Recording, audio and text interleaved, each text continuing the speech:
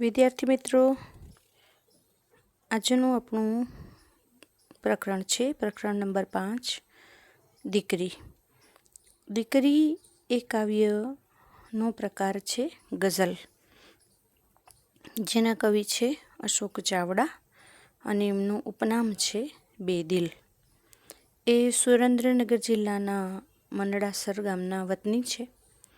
અશોકભાઈ અત્યારે ગુજરાત આયુર્વેદિક યુનિવર્સિટીમાં મદદનીશ રજિસ્ટ્રાર તરીકે કામ કરે છે.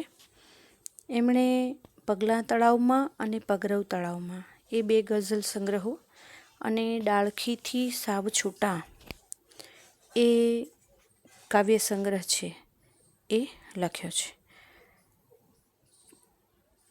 તેમને સાહિત્ય એકેડેમી દિલ્હીનો યુવા પુરસ્કાર, ગુજરાત સાહિત્ય એકેડેમીનો યુવા ગૌરવ પુરસ્કાર અને અન્ય પુરસ્કારો છે એમને આપવામાં આવ્યા છે. તો એના નીચે અંડરલાઈન કરી લેજો. આપણું આ જે કાવ્ય છે એ પગરવ તળાવમાં એ કાવ્ય સંગ્રહમાંથી લેવામાં આવ્યું છે. હવે કાવ્ય સ્વરૂપની જો આપણે ચર્ચા કરીએ તો ગઝલ એટલે શેર, રદીફ, કાફિયા એ બધાનું એક સુંદર મજાનો સમન્વય. પણ આપણે એ સ્વરૂપને બહુ ડિટેલમાં નથી સમજતા, પણ આપણે આ ગઝલ છે એનું વિષય વસ્તુ એને વ્યવસ્થિત રીતે સમજવા કોશિશ કરીશું.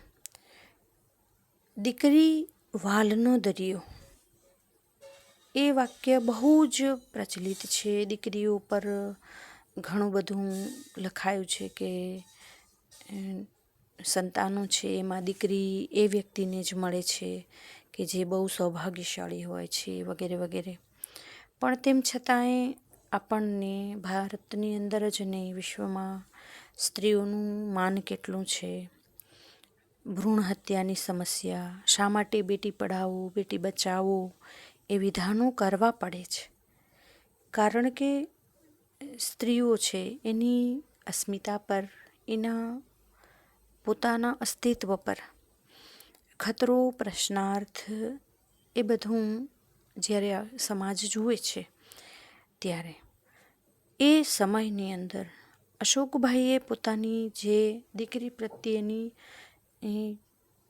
જે લાગણી છે એ વિવિધ પ્રકારે એ રદીફ, કાફિયામાં અને નાદ વૈભવને કારણે, શબ્દોની પસંદગીને કારણે બહુ સરસ રીતે અહીં વર્ણવી છે કે જેથી કરીને સમાજનો એક દ્રષ્ટિકોણ એ બદલાય કે દીકરી પણ આવકારવા જેવું વ્યક્તિત્વ અને ખુશ થવા જેવો આપણો એક હિસ્સો છે. તો બહુ સુંદર શબ્દો છે એનાથી એમણે આ ગઝલ છે એમાં દીકરીનું વ્યક્તિત્વ છે એને કંડાર્યું છે. એમને દીકરીમાં દેવીઓની ઝલક દેખાય છે. એ ખડકમાંથી કોતરેલું શિલ્પ છે, સુગંધિત અને શીતળતા આપતું સુખડ અને ચંદન છે. સૌંદર્ય જેમાં દેખાય છે એ કુમકુમ તિલક છે. લાજ, મર્યાદા, શરમની સાથે એ ગૌરી વ્રતો જેવી મોળાકત જેને આપણે કહીએ ને કે એની હારમાળાઓમાં દીકરી હંમેશા એક ડરમાં, બીકમાં, મર્યાદામાં ઉછરે છે. કેટલી બધી મર્યાદાઓ એમાં બતાવવામાં આવી છે કે દીકરીઓએ આમ ન કરવું જોઈએ, આમ ન કરવું જોઈએ. અને ઘણી વખત કહેતાય હોય, આપણે સાંભળ્યું પણ હશે, તો છોકરી છો આમ ન કરાય, છોકરી છો આમ ન કરાય. તો એ ફળકની અંદર પણ દીકરી ઉછરી રહી છે. એને શિરે જ્યારે પિતા માતા હાથ ફેરવીને વહાલ આપે છે, એનું માન, એનું સ્થાન જળવાય છે. અને જ્યારે એને સાસરે મોકલે છે ત્યારે જે પિતા એને આશીર્વાદ આપીને વળાવે છે, એ પિતાને જ્યારે એ સહારો આપે છે, એને સમજણથી એ પિતાને જે સમજે છે, ત્યારે એ સમજણી દીકરી છે એ આશીર્વાદ સમાન લાગે છે. શરણાઈના સૂરો જ્યારે જ્યારે સંભળાય છે ત્યારે કોઈ પણ પિતાને પોતાની દીકરીની વિદાય છે એ યાદ આવે જ છે.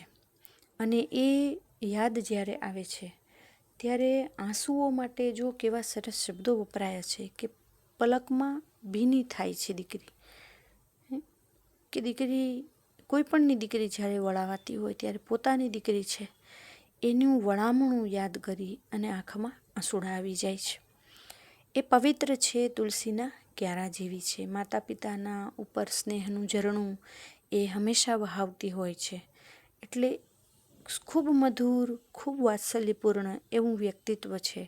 એનું સૌથી પવિત્ર રૂપ હોય તો એ દીકરી છે, જે કવિએ અહીં બહુ સુંદર રીતે સ્પષ્ટ કર્યું છે. આપણે ગઝલનો એક એક શેર છે એને લેતા જઈએ. સ્વર્ગની એક એક દેવીની ઝલકમાં દીકરી, કે મને તો દેવતાઓના સ્વર્ગની, દેવનો લોક છે એની સ્વર્ગની એક જે દેવીઓ છે ને એની ઝલકમાં, એની શોભામાં, એની તેજસ્વીતામાં મને દીકરી દેખાય છે. તો સુખડ ચંદન અને કુમકુમના તિલકમાં પણ મને દીકરી દેખાય છે. કે ચંદનના ઝાડનું જે સુગંધી લાકડું છે એને સુખડ અથવા ચંદન કહેવાય. તો એ સુગંધ પણ આપે છે, શીતળતા પણ આપે છે. તો જેને જેને ઘેર બહેનો છે, દીકરીઓ છે, એને એ આ કાવ્યની સમજૂતી જ્યારે સાંભળશે ત્યારે એને સમજમાં આવશે જ કે એ કેવી સુગંધ અને શીતળતા છે. એ સંબંધોની અંદર દીકરીઓ ભેળવતી હોય છે. કુમકુમનું તિલકમાં દીકરીનું સૌંદર્ય વસ્યું છે. જ્યારે એ કપાળે કુમકુમનો ચાંદલો કરે છે ત્યારે ખૂબ સુંદર, ખૂબ એના સૌંદર્યની અંદર ખૂબ વધારો થાય છે. એ તિલકનું સૌંદર્ય છે. એ જ્યારે ભાઈના કપાળે તિલક કરે છે, પિતાના કપાળે તિલક કરે છે, ત્યારે પોતે તો રાજી થાય જ છે, સામેવાળી વ્યક્તિને પણ એ સુંદરતાથી રાજી કરે છે. તો આગળ કવિ કહે છે કે એ સ્નેહનું ઝરણું છે, સ્નેહનું ઝરણું ફૂટે એનું જ આ પરિણામ છે.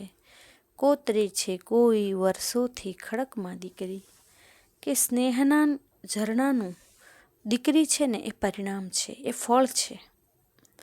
અને જાણે દીકરી વર્ષો સુધી કોઈ શિલ્પી છે એણે ખડકમાં શું ખૂબ સુંદર મજાનું શિલ્પ છે એ કોતર્યું હોય, નકશીદાર સુંદર એક મૂર્તિ બનાવી હોય ને, દીકરી એવી ખૂબસૂરત, એવી સરસ છે, એવી સરસ મજાની લાગે છે.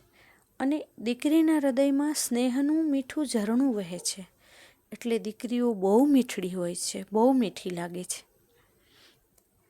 તો આગળ કહે છે, લાજ મર્યાદા શરમ ગૌરી વ્રતોની હારમાં, ઉછરે છે રોજ કાયમથી ફડકમાં દીકરી. જો આગળ સુખડ ચંદન, સુખડ ચંદન, સુખડ અને ચંદન, સુખડ કે ચંદન ન આવે, સુખડ અને ચંદન બે એક જ છે. એ દ્વંદ્વ સમાસનું ઉદાહરણ છે. લાજ મર્યાદા, લાજ અને મર્યાદા આમ જોઈએ તો સમાનાર્થી શબ્દો જ છે. તો એ સમાનાર્થી શબ્દો આ બંને એ શેના ઉદાહરણો છે? દ્વંદ્વ સમાસના ઉદાહરણો છે. કે દીકરી હંમેશા લાજ, મર્યાદા, શરમ એની અંદર ઉછેરે છે. એ શીખતી જ જાય છે, એને શીખવાડવું નથી પડતું. ગૌરી વ્રતથી માંડી અને કેટલા વ્રતો છે એ કરે છે. તો ત્યારે એનો શણગાર, એના વ્રતની જે વિધિઓ, એની અંદર એ આ બધા ગુણો છે એ શીખતી જાય છે. અને હંમેશા એ એક બીકની અંદર દીકરી છે, દીકરી છે, દીકરી છે એમ ઉછરતી રહે છે કાયમથી, ફડકમાં એકદમ એ હંમેશા એમાં ઉછરતી રહી છે. પણ પિતા કહે છે કે ભલે એ બીકમાં, એ ફડકમાં ઉછરી છે, પણ જે શિરે હું હાથ ફેરવતો હવે એ હાથ દે. પણ જ્યારે એ દીકરી છે એને શિરે ક્યારેય મા બાપાએ, પિતાએ હાથ ફેરવીને આશીર્વાદ આપ્યા હોય, હવે જ્યારે એ સમજણી થાય અને સમજણી દીકરી બાપને સહારો આપે, સાસરે ગયા પછી નહીં, ઘરે હોય ત્યારે પણ એ પિતાને સહારો આપે, સમજદારીનું સબૂત આપે, સમજદાર બને, ત્યારે લાગે કે વિસ્તરે છે એમ સમજણના ફલકમાં દીકરી. કે જાણે એવું લાગે છે કે મારી દીકરી છે ખૂબ સમજણી બની ગઈ છે અને એ સમજણના ફલકની અંદર, એ સમજણના પ્રદેશની અંદર, એ આસમાનની અંદર મારી દીકરી છે ને એ જાણે વિસ્તરી ગઈ છે. ચારે બાજુ એની સમજણ છે એ મને અનુભવાય છે, દેખાય છે કે મારી દીકરી એટલી સમજણી થઈ ગઈ છે કે જેને મેં આશીર્વાદ આપ્યા છે એ હવે મને સહારો આપે છે. સુર શરણાઈ સગા સંબંધીઓની ભીડમાં રોજ ભીની થાય છે ભીની પલકમાં દીકરી. કે આવી દીકરીને હું કેમ ભૂલું કે જ્યારે જ્યારે હું શરણાઈના સૂરો સાંભળું છું ત્યારે મારી આંખો ભીની થઈ જાય છે. એ સમયે સગા સંબંધીઓની ગમે એટલી ભીડ આજુબાજુ હોય, પણ ગમે એવો પાષાણ હૃદયનો પિતા છે ને એને પોતાની દીકરીની વિદાય યાદ આવી જાય છે તો એની આંખો ભીની થઈ જાય છે. અને એ ભીની પલકમાં દીકરી છે એ આંસુ સ્વરૂપે આવી જાય છે અને પ્રત્યક્ષ પોતાની નજર સામે એ દીકરી છે એ સાક્ષાત પ્રગટ થઈ જાય છે, સાક્ષાત દેખાઈ જાય છે, આંખ ભીની થઈ જાય છે. આ વાલી અને મીઠડી દીકરી છે એનું હંમેશા માનભર્યું સ્થાન એ પિતાના હૃદયમાં હંમેશા રહેવાનું જ.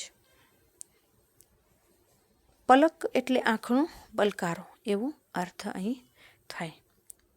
તો આખા એ કાવ્યની અંદર માતા પિતાના જીવનની અંદર દીકરી કેટલું મહત્ત્વ ધરાવે છે, કેટલી વ્યાપ્ત છે. કુટુંબમાં, સમાજમાં, ધાર્મિક વિધિમાં, સ્વર્ગની દેવીઓમાં એને દેખાય છે. સાપનો ભારો નહીં પણ સમજણનું પ્રતીક છે અને દીકરાથી જરાય જ ઉતરતી નથી. ઉપરાંત તો હું તો એમ કહું છું કે ચડિયાતી છે, પણ આપણે અહીંયા કમ્પેરિઝન કરવાનો કોઈ ઈરાદો નથી. પણ માતા પિતાના જીવનમાં દીકરીનું સ્થાન શું છે એનું મહત્ત્વ સ્પષ્ટ કરવાનો આપણો ઈરાદો છે. જે કાવ્ય છે આપણે સમજવાની કોશિશ કરી. ભેગું જ આપણે શબ્દાર્થો છે લેતા ગયા હતા. વિરુદ્ધાર્થી શબ્દોમાં શરમ, બેશરમી, સમજ, અણસમજ, ભીનું સૂકું, સ્વર્ગ, નરક. માથે હાથ ફેરવવો, આશીષ આપવા, કાળજી લેવી ને હાથ દેવો એટલે સહારો આપવો, હૂંફ આપવી જેવા રૂઢિપ્રયોગો આમાં વ્યાપ્ત છે. વિકલ્પ પસંદ કરીને તમે લખી શકશો એ હું તમારા માથે છોડું છું. દીકરી માથે હાથ ફેરવવો અને દીકરી હાથ દે એમાં શો ફરક છે એ મેં બરોબર વર્ણવ્યું છે. સાંભળીને તમારી સ્વાધ્યાય પોથીમાં તમારે લખવાનું છે. કાવ્ય પંક્તિ લગભગ તમારે સમજાવવાની ક્યારેક જ આવે છે, નથી આવતી, પણ મેં બધી સમજાવી છે તો તમે આરામથી એને લખી શકશો. દીકરીનો ઉછેર કેવી રીતે થવો જોઈએ એ તમારા શબ્દોમાં તમારે લખવાનું છે કે એને કેટલી સ્વતંત્રતા આપવી જોઈએ, એને કેવું શિક્ષણ આપવું જોઈએ. એ આપણે મનીષાનું ઉદાહરણ હમણાં જ જોયું કે જો એના પિતાએ એને આ તકો ના આપી હોત તો કદાચ મનીષા છે એ સુકુમારમાંથી વીર ન બની હોત, વીરાંગના ન બની હોત. બરાબર? તો એ તમારા શબ્દોમાં તમારે સ્પષ્ટ કરવાનું છે. મેં તમને કહ્યું એમ ગઝલના રદીફ, કાફિયા એ સાથે એ જ્યારે એ સ્વરૂપ છે એ બન્યું છે જેની વિગતવાર માહિતી છે આપણે ફરી ક્યારેક મેળવીશું. અને જરૂર લાગશે તો હું એના માટે થઈ અને એક અલગથી તમને એ જે કાવ્ય પ્રકારો છે એનો વિડીયો બનાવી અને પોસ્ટ છે કરીશ. તો આગળના ચેપ્ટરમાં સમજણ વખતે આપણે મળીએ. ત્યાં સુધી તમારું અને તમારા પરિવારનું ધ્યાન રાખજો. જો ચેનલ સબસ્ક્રાઈબ ન કરી હોય તો કરી લેજો. જે વિદ્યાર્થીઓએ હજી સુધી સબસ્ક્રાઈબ નથી કરી, જેણે ટેસ્ટ નથી ભરી, અને હું ફરી વાર કહું છું કે આ વખતે વ્યવસ્થિત રીતે ટેસ્ટ ભરજો અને વ્યવસ્થિત રીતે જમા કરાવજો. ટેસ્ટનો પોર્શન તમને મળી ગયો હશે. એ પ્રમાણે હું વિડીયોઝ પોસ્ટ કરું છું. જો સમજણ ન પડે તો હજુ પણ સમય છે, કમેન્ટ બોક્સમાં નાખજો. ક્યાંય તકલીફ પડે તો મને કહેજો. અને શાળાએ તમારા એસએસસીના ફોર્મ્સ છે એ ભરાઈને પડ્યા છે, તો સોમવાર, બુધવાર અને શુક્રવાર છે એ ત્યારે આવી અને લઈ જજો, જેથી કરીને તમને બધી માહિતી છે એ ત્યારે મળી શકે. તો ફરી મળીશું. Take care.